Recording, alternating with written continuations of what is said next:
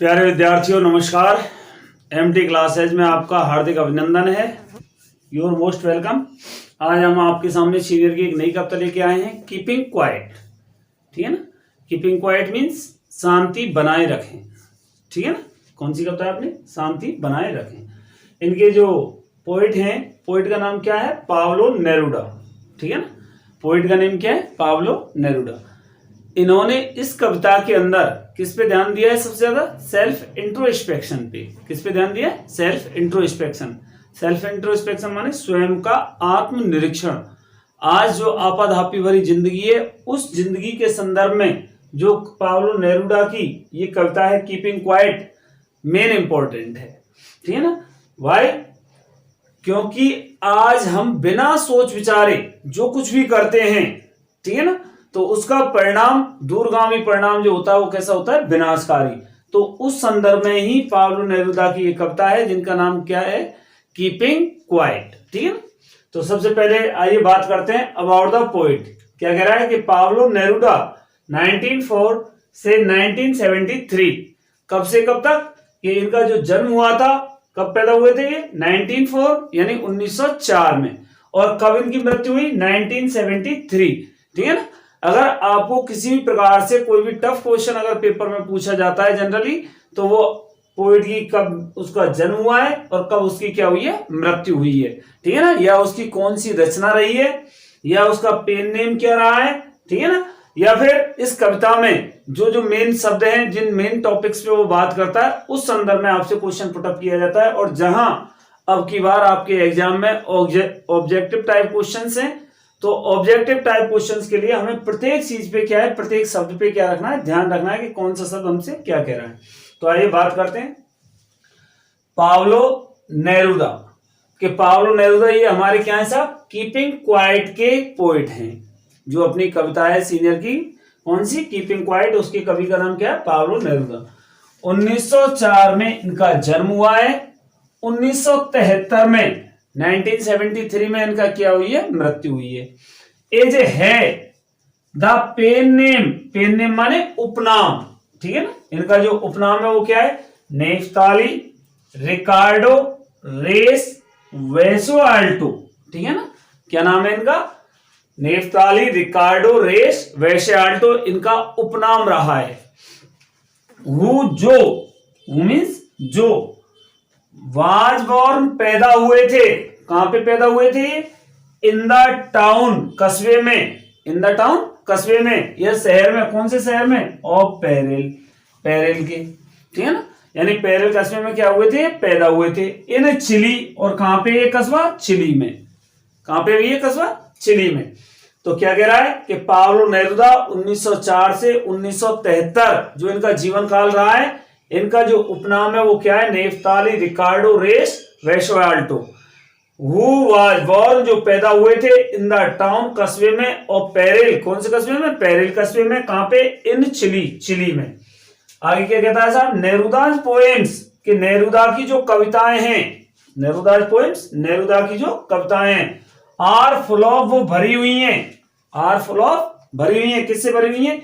Easily, आसानी से, understood, समझी जाने वाली। ठीक है ना। क्या है कि नेरुदा की जो कविताएं हैं, आर फुल ऑफ, वो भरी हुई हैं। किससे भरी हुई हैं? इजीली अंडरस्टूड, आसानी से समझी जाने वाली। इमेज, इमेज मीन्स क्या होता है? प्रतिमाएं, शब्द चित्र के पाब्लो नेरुदा की जो कविताएं हैं वो आसानी से समझे जाने वाले शब्द चित्रों से क्या है? भरी हुई हैं। विच, जो कि, कौन? ये इमेज मेक देम, उनको बनाती हैं, यानी उन कविताओं को बनाती हैं। नो लेस ब्यूटीफुल, किसी भी प्रकार से कम सुंदर नहीं। अर्थात उनकी सुंदरता को ये किसी भी प्रकार से, ये जो शब्द चित्र हैं, ये किसी भी प्रकार से उनकी सुंदरता को कम नहीं करते हैं, बल्कि उनकी जो कविताएं, उनमें ये क्या लगाते हैं? शब्द चित्र चार चांद लगाते हैं। आगे क्या कह रहा है साहब? ही, उसने, वॉन, जीता। क्या जीता था? दी नोबल प्राइज, नोबल पुरस्कार। क्या जीता था पाब्लो नेरुदा ने?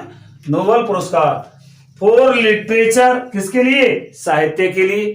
कि साहित्य के लिए उनको कौन सा पुरस्कार मिला? नोबेल पुरस्कार।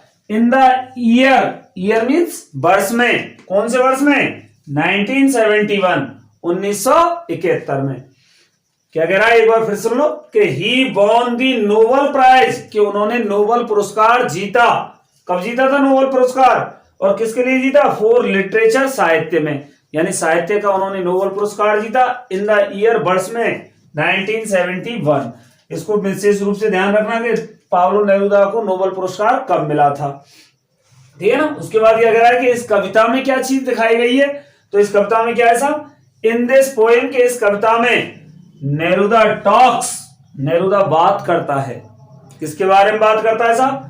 अबाउट, बारे में, द नेसेसिटी, नेसेसिटी मीन्स आवश्यकता, नेसेसिटी मीन्स क्या होती है? आवश्यकता। किस चीज की आवश्यकता है? जैसे मैंने आपको बताया था, of quite introspection, quite means पूर्ण, इंट्रोस्पेक्शन आत्मनिरीक्षण। आत्मनिरीक्षण मतलब यहां पे कहने का मतलब यह है कि कोई भी काम जो भी हम करते हैं उसमें हमें थोड़ा सा क्या करना चाहिए? पहले थोड़ा सा सोच विचार करना चाहिए और तब जाके उस काम को करना चाहिए। तो इस संदर्भ में हम क्या कहते हैं इसको? क्वाइट इंट्रोस्पेक्शन, यानी पूर्ण आत्मनिरीक्षण। पहले आत्मा के अनुसार, यानी अपने मन में उस चीज के बारे में क्या करना चाहिए? हमें एक धारणा बनानी चाहिए कि हम जो काम कर रहे हैं वो सही है या गलत है, और तब जाके फिर उस कार्य को करना चाहिए। अगर हम किसी भी कार्य में जल्दबाजी ना करें, थोड़ा सोच विचार करके उस कार्य को करें, तो हमारा कार्य निश्चित रूप से क्या होगा? सफल। तो उसी को क्या कहा है यहाँ पे? इंट्रोस्पेक्शन। तो इस कविता में जो नेरुदा है वो किसके बारे में बातचीत करता है? आत्मनिरीक्षण की आवश्यकता के बारे में। एंड और क्या कर रहा है साहब? एंड क्रिएटिंग, और वो उत्पन्न कर रहा है। क्या उत्पन्न कर रहा है साहब? ए फीलिंग, एक भावना, ठीक है ना। फीलिंग मीन्स क्या होती है? भावना। किस चीज की भावना? ऑफ म्यूचुअल, म्यूचुअल माने पारस्परिक, आपसी, अंडरस्टैंडिंग, समझ की, ठीक है ना। किसकी भावना को विकसित करने के बारे में वो बात करता है? आपसी समझ की भावना को किसके बीच में? Among human beings. अमॉन्ग माने मध्य में, बीच में, किसके बीच में? ह्यूमन बीइंग्स, मानव प्राणियों के बीच में। आज जो परस्पर द्वेष की भावना, ईर्ष्या की भावना, जेलसी है, तो ये किस वजह से है? ये सारी चीजें ये इस वजह से है कि प्रत्येक इंसान एक दूसरे को समझ नहीं पा रहा है। अगर हम अपने कार्य में थोड़ा सा रुक जाएं तो वहां पे हम अपने क्रोध पर नियंत्रण पा लेते हैं और उसके बाद हमारा जो कार्य होता है वो क्या होता है? सफल।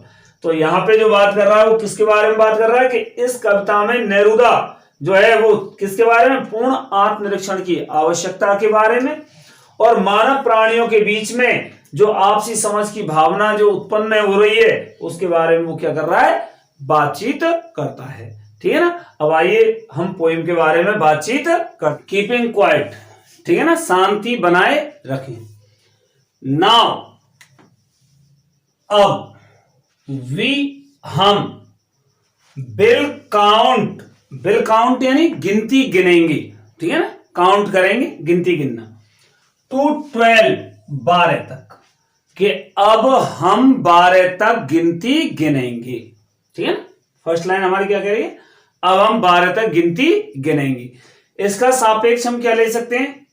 ये कह रहा है यहां पे कवि कि हम जो घड़ी का समय है वो 12 घंटे का होता है, ठीक है ना। तो 12 जो घंटे होते हैं उन 12 घंटों में हम अपने आप में क्या बना के रखेंगे? शांति बना के रखेंगे। कहने का मतलब शांति बना के रखने का मतलब यह है कि हम जो भी कार्य करेंगे सोच विचार के करेंगे। एंड और वी विल ऑल, के हम सभी की बनाए रखेंगे, स्टिल क्या बना के रखेंगे? शांति और स्थिरता, ठीक है। हम क्या बना के रखेंगे? शांति यानी पीस। क्या बना के रखेंगे? शांति। तो and we will all keep still, और हम सभी शांति बनाए रखेंगे। फर्स्ट दो लाइनों में कवि यहां पे क्या इंगित कर रहा है कि अब हम 12 तक गिनेंगे और क्या बना के रखेंगे? We will all keep still, हम सभी शांति बनाए रखेंगे। कहने का मतलब यह है यहां पे कि किसी भी प्रकार का कार्य हो बिना सोच विचारे ना करें। यहां पे कवि जो आपको इशारा करता है वो इस तरफ इशारा करता है कि जब भी हम कोई कार्य करें तो पहले उस पर चिंतन करें, मनन करें, इंट्रोस्पेक्शन करें और फिर उसके बाद उस कार्य को करें। आगे क्या कह रहा है साहब, फॉर वंस, एक बार के लिए, केवल एक बार उसकी बात, इस बात को ध्यान से सुन लो।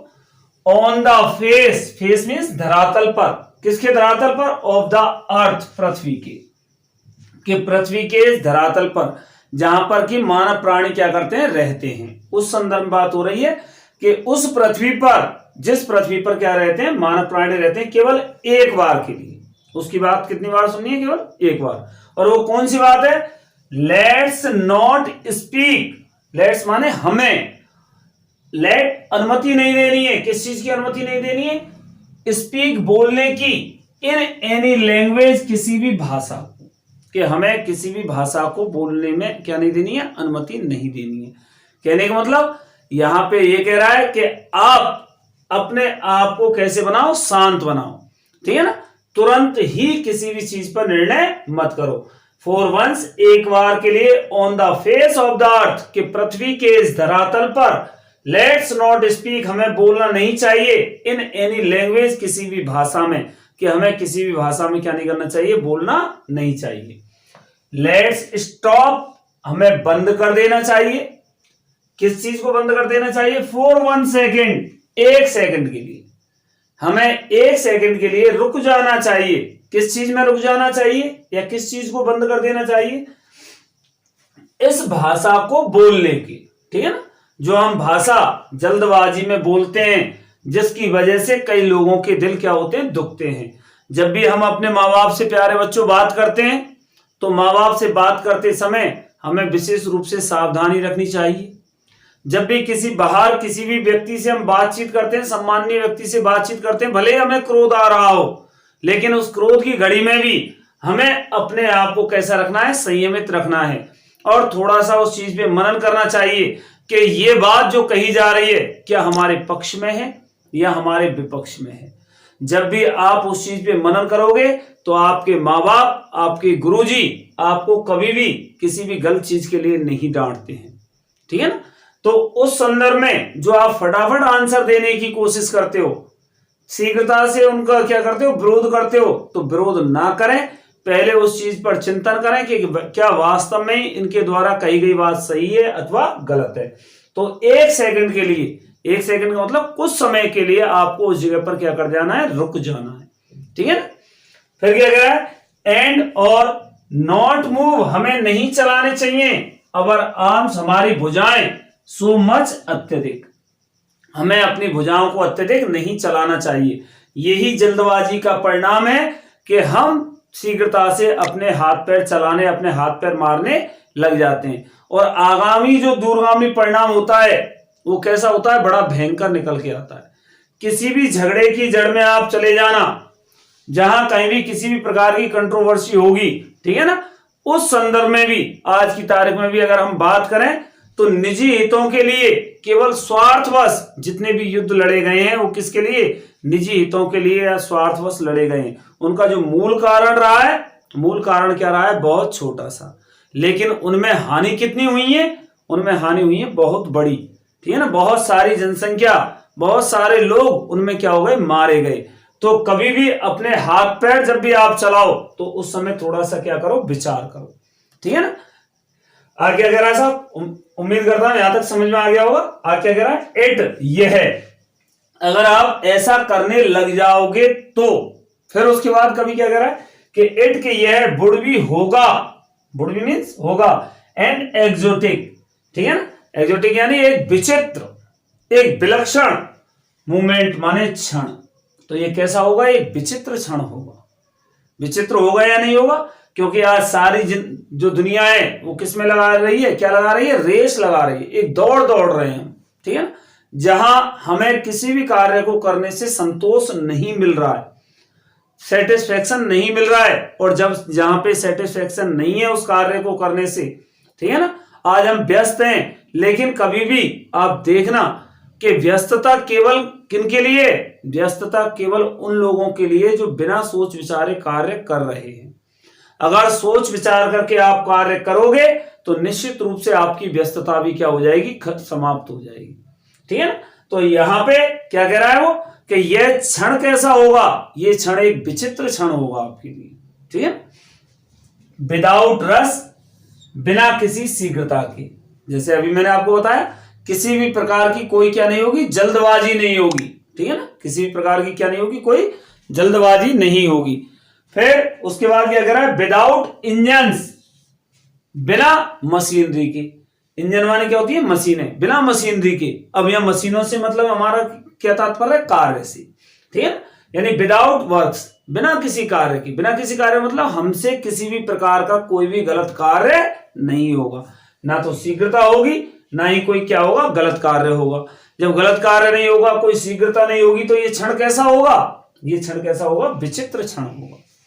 फिर क्या कह रहा है आगे, वी हम वुड ऑल माय सभी बी टुगेदर, कैसे रहेंगे, साथ साथ। और फिर जब किसी प्रकार की कोई जल्दबाजी नहीं होगी, किसी प्रकार से कोई गलत कार्य नहीं होगा, हम सब आपस में प्रेम से जब रह रहे होंगे, तो क्या कह रहा है कि हम सभी कैसे रहेंगे, साथ साथ। किसमें, इन ए सडन, एक अजीब सी, स्ट्रेंजनेस, विलक्षणता में, कि हम सभी एक अजीब सी विलक्षणता में कैसे रहेंगे, साथ साथ रहेंगे।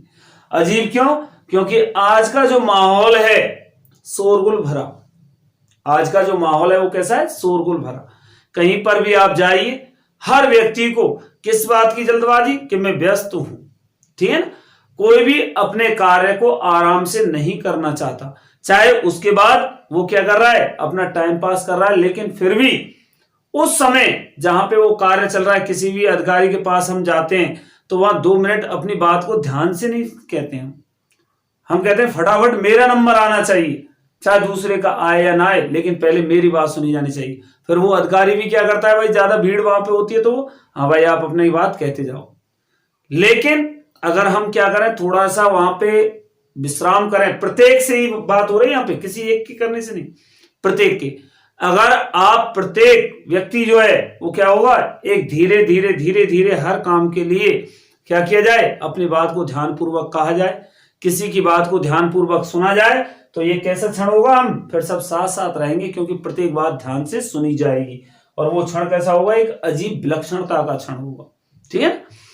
अब आगे बात करते हैं सब। फिशरमैन इन दी कोल्ड सी, के जो मछुआरे हैं, फिशरमैन मींस क्या होता है साहब, मछुआरे। इन द कोल्ड सी, में किसमें साहब, कोल्ड मींस ठंडे, और सी मींस समुद्र, ठीक है ना, कि जो मछुआरे हैं वो किसमें, ठंडे समुद्र में। वुड नॉट हार्म, नुकसान नहीं पहुंचाएंगे, वेल्स, बड़ी मछलियों को।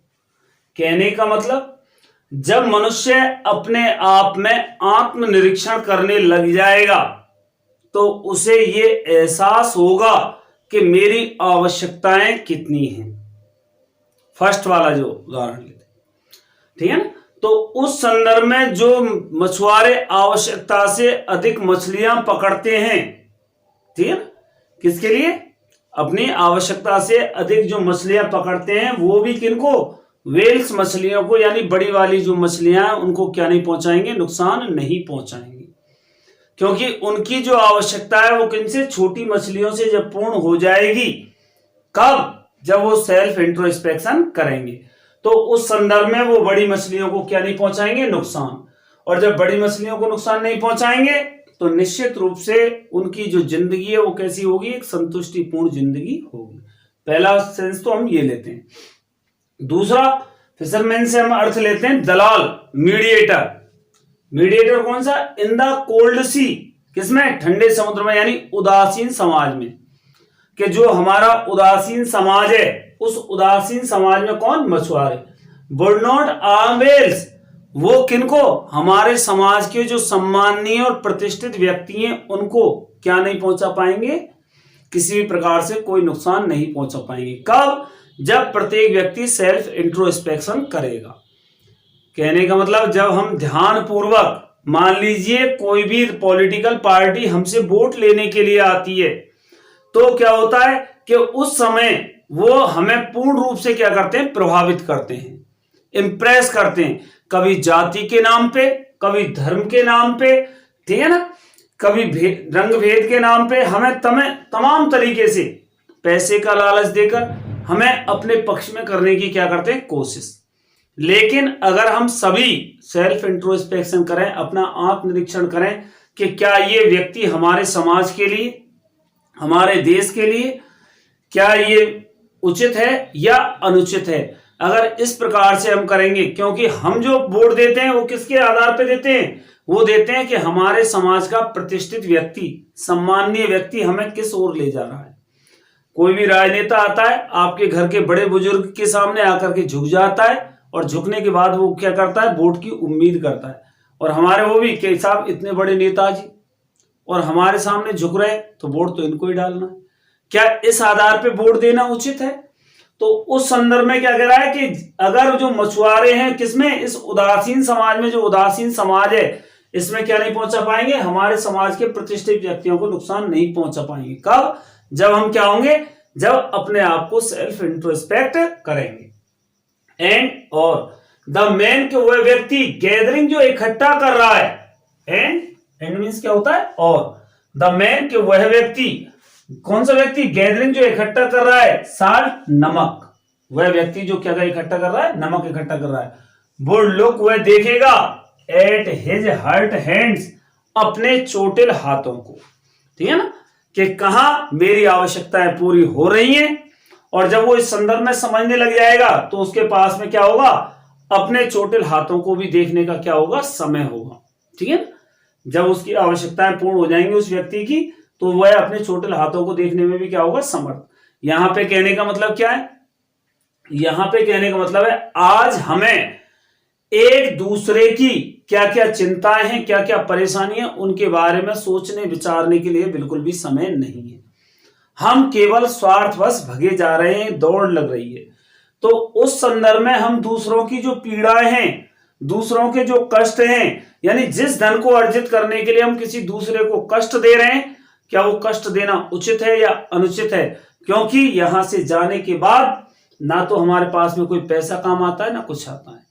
तो यहाँ पे जो व्यक्ति की कह रहा है, व्यक्ति की, कि वह भी अपने चोटिल हाथों को क्या करेगा, देखेगा। गैदरिंग साल्ट यानी नमक इकट्ठा करने वाला, यानी समाज का सबसे नीचे के तबके का जो व्यक्ति है। आज तमाम जितने भी हमारे राजनेता हैं, ठीक है ना, वो राजनेता किसके पीछे अंधाधुंध दौड़ रहे, ज्यादातर मनी पावर, उनके पीछे वो अंधाधुंध क्या होते जा रहे हैं, भागे जा रहे हैं। अब उस संदर्भ में वो निचले तबके के व्यक्ति की तरफ बिल्कुल भी ध्यान नहीं दे रहे हैं। लेकिन क्या ये चीज उनके साथ में जाएगी? अगर वो थोड़ा सा इंट्रोस्पेक्शन करें तो उस इंट्रोस्पेक्शन के माध्यम से उनको ये चीज समझ में आएगी कि हमारे द्वारा किया जा रहा कार्य कैसा है, गलत है। और उस संदर्भ में फिर वो कौन, सबसे निचले तबके का व्यक्ति भी अपनी पीड़ाओं को उनके लिए क्या करेगा, दिखा पाएगा, उजागर कर पाएगा, ठीक है। तो उम्मीद करता हूं ये चारों लाइनें बेहतर समझ में आई होंगी। दोज वे लोग, कौन से लोग, उन लोगों के बारे में बात कर रहा है, हु जो प्रिपेयर तैयारी करते हैं, किसकी तैयारी करते हैं, ग्रीन वॉर्स, ग्रीन मीन हरित, पर्यावरण, एनवायरमेंट, वॉर्स माने युद्ध, कि वे लोग जो पर्यावरण के खिलाफ युद्ध कर रहे हैं। पर्यावरण के खिलाफ युद्ध करने का मतलब आज तमाम तरीके से हम अपने आसपास के एनवायरनमेंट को नष्ट करने पे तुले हुए हैं।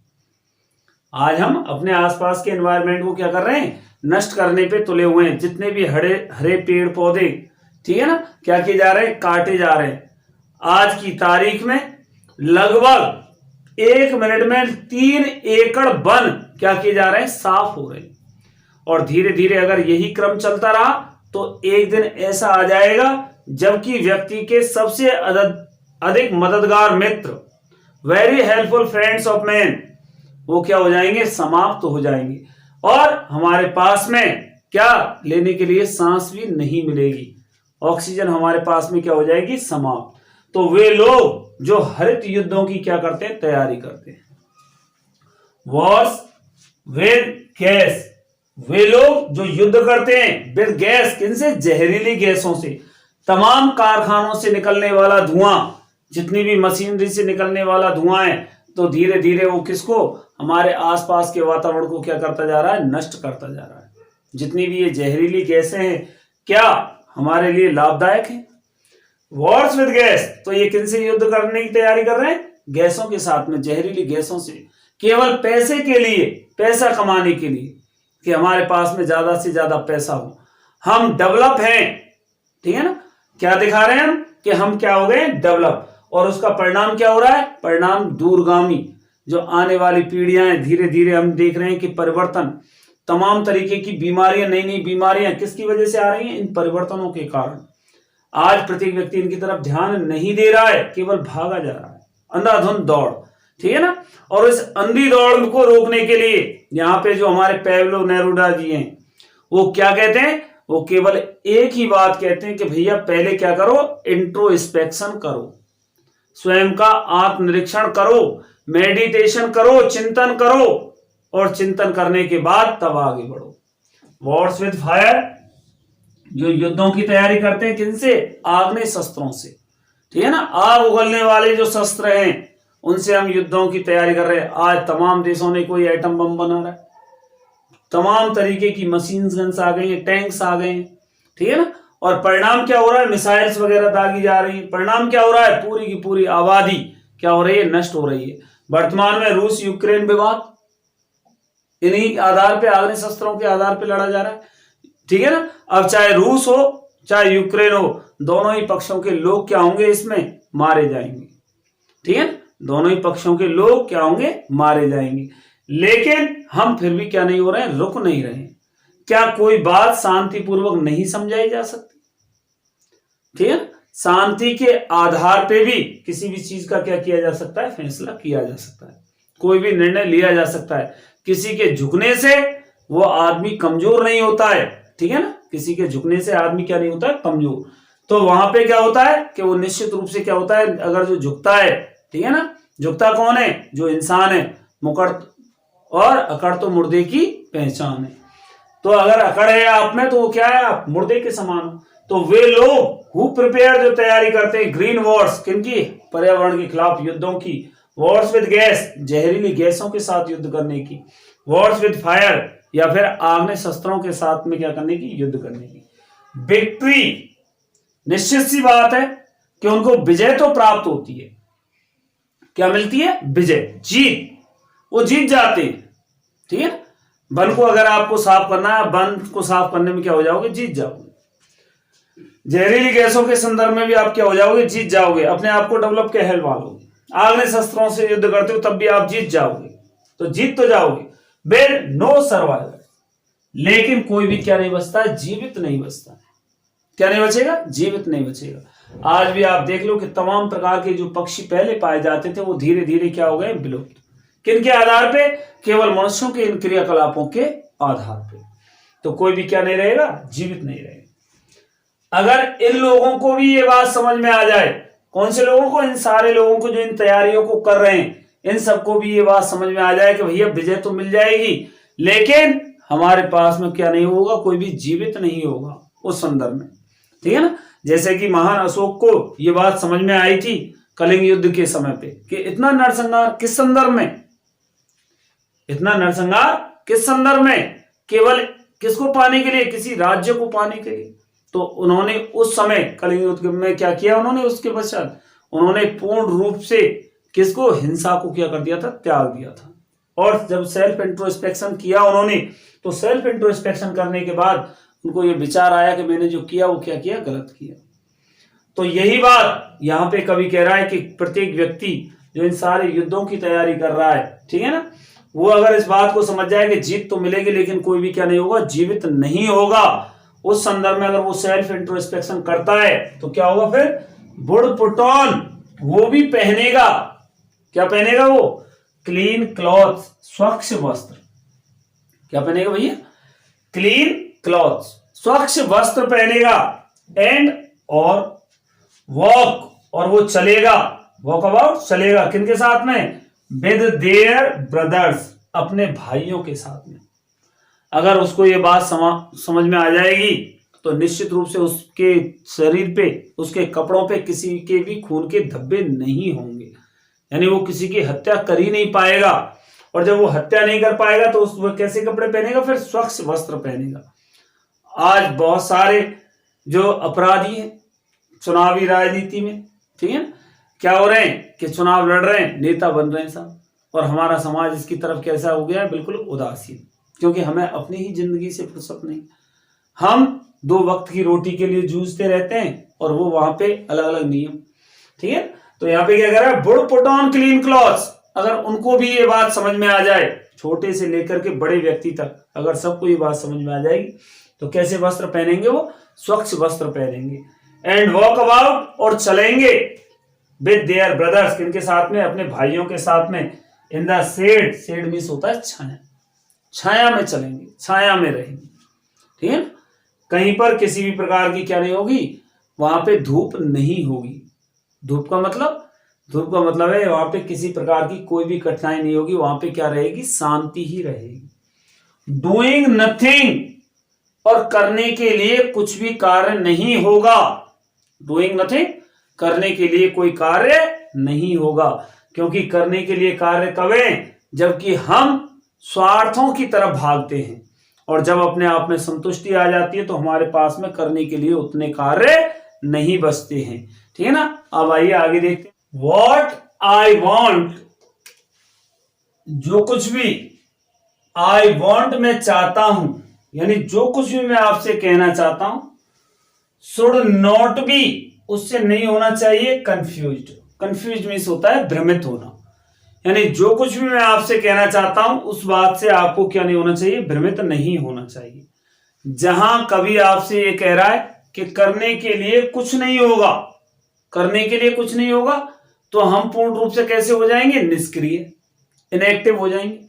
तो जहां हम इनएक्टिव हो जाएंगे तो इनएक्टिविटी क्या है, एक मृत्यु है, मृत के समान है भाई। करने के लिए जब कुछ होगा ही नहीं तो हम कैसे हो जाएंगे, इनएक्टिव। और इनएक्टिव स्थिति कैसी है, निष्क्रिय अवस्था कैसी होती है कि वहां व्यक्ति किसके समान है, मृत के समान है। तो यहां पे ये क्या कह रहा है कि व्हाट आई वांट, जो कुछ भी मैं कहना चाहता हूं, शुड नॉट बी कंफ्यूज, उससे भ्रमित मत होना, विद टोटल इनएक्टिविटी, पूर्ण निष्क्रियता के साथ। टोटल मीन्स पूर्ण, इनएक्टिविटी माने निष्क्रियता, यानी कि कहीं आप ये समझ रहे हो कि मैं आपको निष्क्रिय बनाने के संदर्भ में बात कर रहा हूं। कभी जो पैब्लो नेरुदा है वो क्या कह रहे हैं कि यहां पे मैं आपसे निष्क्रिय बनाने के संदर्भ में बात नहीं कर रहा हूं, तो आप कहीं पूर्ण रूप से निष्क्रिय होने के संदर्भ में क्या मत हो जाना, भ्रमित मत हो जाना। ये कवि यहां पे स्पष्ट कर रहा है। क्या कह रहा है साहब आगे, लाइफ इज, जीवन है, व्हाट इट इज अबाउट, क्या है जीवन, व्हाट इट इज अबाउट, जो कुछ भी इसके बारे में बताया जाता है। कहने का मतलब जीवन किसका नाम है, क्रियाशीलता का नाम, एक्टिवनेस, कि जीवन है तो व्यक्ति कैसा है, चलायमान है, एक्टिव है। तो उस संदर्भ में कवि यहां पे क्या कर रहा है, बात, ठीक है ना। तो लाइफ इज, यहां पे फिर कह रहा है कवि इस बात को कि जो कुछ भी मैं कहना चाहता हूं भाई, सीधी सीधी सी बात, कि आप इस बात से भ्रमित मत हो जाना कि हम तो पूर्ण निष्क्रिय हो जाएंगे जब करने के लिए कुछ होगा ही नहीं। तो क्या कह रहा है यहां पे इस लाइन से स्पष्ट कर रहा है वो कि लाइफ इज, के जीवन है, what it is about, what माने जो कुछ भी, इट इज अबाउट इसके बारे में बताया जाता है, जीवन के बारे में कहा जाता है। तो जीवन के बारे में क्या कहा जाता है कि जीवन कैसा है, क्रियाशील है, ठीक है ना। जीवन कैसा है, क्रियाशील, यानी एक्टिवनेस का नाम ही क्या है, जीवन है। आई वॉन्ट, मैं चाहता हूं, नो ट्रक, नो मीन्स नहीं, ट्रक मीन्स संबंध रखना, मैं किसी प्रकार से कोई संबंध नहीं रखना चाहता, किससे, विद डेथ, मृत्यु के साथ में।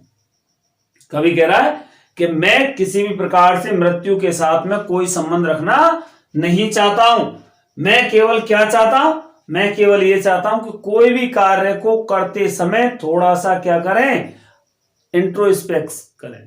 जब इंट्रोस्पेक्ट करोगे तो निश्चित रूप से आपको जो परिणाम मिलेगा वो बेहतर मिलेगा। यानी थोड़ी देर के लिए वो निष्क्रिय होने के लिए कह रहा है, पूर्ण रूप से आपसे निष्क्रिय बनने के लिए नहीं कह रहा है, ठीक है ना। तो क्या कह रहा है कि what I want should not be confuse with total inactivity, कि जो कुछ भी मैं कहना चाहता हूं उससे क्या मत हो जाना, पूर्ण निष्क्रियता के साथ में भ्रमित मत हो जाना।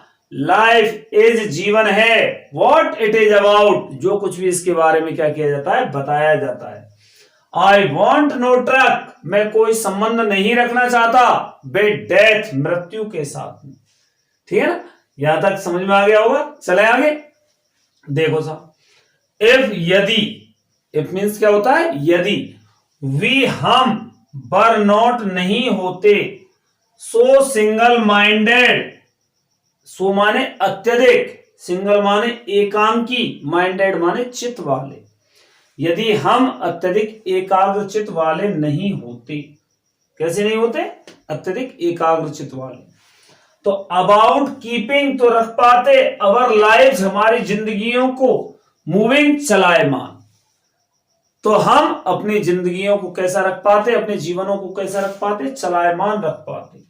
ठीक है, एंड और फॉर वंस, और एक बार के लिए ही, कुड डू नथिंग, हमारे पास में करने के लिए कुछ भी नहीं होता, यदि हम एकांकी चित्त वाले नहीं होते, if we were not so single minded, इतने एकांकी चित्त वाले, यानी निजी हितों के बारे में, निजी स्वार्थों के बारे में सोचने वाले। कभी भी आपने देखा हो, वही व्यक्ति उदास है जिस व्यक्ति के आसपास कोई भी नहीं है। और वो किस वजह से नहीं है, क्योंकि हमारे स्वार्थ के कारण वो सारे व्यक्ति हमसे क्या चले जाते हैं, दूर। जिंदगी निकल जाती है पूरी की पूरी किस चीज में, उस दूसरों को कष्ट दे करके उस पैसे को कमाने में। हम सारे रिश्ते नातों को क्या कर देते हैं, छोड़ देते हैं, केवल किस वजह से, उन पैसों के खातिर। लेकिन अंत में हम क्या करते हैं कि उसी पैसे को जो हमने जिंदगी भर कमाया है, उस पैसे को अपने शरीर को सही करने में क्या कर देते हैं, खर्च कर देते हैं। रिश्ते नाते गए, कोई हमारे साथ नहीं आता है, केवल वो पैसा ही आपको क्या करता है, बुढ़ापे में उन बीमारियों में क्या करता है, सहयोग करता है। तो आपने किया क्या कि जिंदगी भर के लिए उस पैसे को क्या किया, कमाया, किस वजह से, दूसरों को कष्ट दे करके, कि मेरी बीमारियों को ठीक करने के लिए। अगर आपने प्यार फैलाया होता, अगर आपने संसार को प्रेम दिया होता, तो अंत अवस्था में हमारे पास में हमारे परिजन, हमारे स्नेहजन, वो सब हमारे कहाँ होते, नजदीक होते। ठीक है ना, और वो अवस्था कैसी होती, ज्यादा बेहतर होती, बजाय किसके, इस पैसे के। तो यहाँ पे जो कवि कह रहा है, वो क्या कह रहा है कि इतने एकांकी चित्त वाले मत बनो, अबाउट कीपिंग, जिससे रख पाओगे अवर लाइव, अपनी जिंदगियों को, मूविंग माने चलायमान, परहैप्स, शायद। ठीक है, ए हग साइलेंस, क्या होगी उस समय, एक विशाल शांति, अत्यधिक शांति का माहौल होगा। ठीक है, माइट इंटरप्ट, जो कि व्यवधान पहुंचा सकती है, बाधा पहुंचा सकती है, दिस सैडनेस, इस उदासी में। और एक ऐसी विशाल शांति होगी, चुप्पी होगी, जो कि इस उदासी में क्या पहुंचा सकती है, व्यवधान। उदास क्यों है व्यक्ति साहब, उदासी का कारण क्या है, ऑफ नेवर, नेवर मीन्स कभी नहीं, अंडरस्टैंडिंग, समझने के कारण, अवर सेल्फ, स्वयं को। व्यक्ति की उदासी का मूल कारण क्या है, कभी भी गहराई से जाना तो व्यक्ति की उदासी का मूल कारण जो है वो क्या है, स्वयं को कभी भी ना समझ पाना, चाहता क्या है, क्या नहीं चाहता है। ठीक है ना, आप अगर अपने मन से अच्छा कार्य करते हो, कोई भी, मान लीजिए यहीं पे इसी बात को मैं थोड़ा सा वो करता हूं कि अगर आप घर से बाहर निकले, कोई भी जानवर किसी भी प्रकार से चोटिल है, और आपने उसको थोड़ा सा पानी पिला दिया या दाना खिला दिया या उसकी किसी भी प्रकार से सेवा कर दी, तो वहां पे आप क्या होंगे, निश्चित रूप से आप प्रसन्न होंगे, आपकी आत्मा प्रसन्न होगी, और प्रसन्नता के साथ में 2 4 5 लोगों को इन अच्छी चीजों के बारे में क्या करोगे, बताओगे। ये तो हो गया एक। अब मान लीजिए वही जानवर दूसरे व्यक्ति को मिला और वो उसे देख करके और चला गया। ठीक है ना, तो 10 आदमियों से वो कहेगा तो सही कि यार वहां पे एक ऐसे जानवर पड़ा हुआ था, क्यों, क्योंकि हमारी अंदर से जो आत्मा है वो चाहती थी कि हम वहां पे रुकें। ठीक है ना, और क्या करें, उसकी मदद करें। लेकिन हम जल्दबाजी में, जल्दबाजी यानी कहने का मतलब हम जल्दबाजी में उसको क्या करा है, छोड़ा है, उसकी तरफ ध्यान नहीं दिया। लेकिन अंदर की आत्मा हमें अभी भी धिक्कार रही है, किस संदर्भ में, उसकी मदद ना करने के संदर्भ में। तो यहाँ पे जो कवि कह रहा है कि किस वजह से उदास है, अपने आप को पहचानो, क्योंकि व्यक्ति की जो अंतरात्मा है वो कभी भी गलत नहीं है, ये केवल बाह्य प्रलोभन है जिनकी आकर्षण के कारण हम गलत कार्यों की तरफ क्या हो गए, मुड़ गए, और इस उदासी को हमने क्या कर लिया है, ओढ़ लिया है। तो माइट इंटरप्ट जो व्यवधान पहुंचा सकती है, दिस सैडनेस इस उदासी में, और उदासी किस कारण से, ऑफ नेवर अंडरस्टैंडिंग, कभी भी ना समझने के कारण, अवर सेल्फ, स्वयं को कभी ना समझे, एंड और क्या हो रहा है ऐसा, और थ्रेटनिंग, और हमको धमकियां मिल रही हैं, वार्निंग, चेतावनियां मिल रही हैं, अवर सेल्फ, स्वयं को, विद डेथ, किसकी, मृत्यु की, किसकी धमकियां मिल रही है हमको, मृत्यु के संदर्भ में क्या मिल रही हैं, धमकियां भी मिल रही हैं। परहैप्स, शायद, दी अर्थ, यहां तक उम्मीद करता हूं बेहतर समझ में आया हो, विद डेथ तक, चला के देखते हैं, परहैप्स, शायद, दी अर्थ, अब एक नया शिक्षण, नया गुरु, और वो गुरु कौन है हमारी, ये पृथ्वी, इस गुरु की तरफ ध्यान दे लीजिए, निश्चित रूप से आपको क्या होगा, बेनिफिट्स होंगे।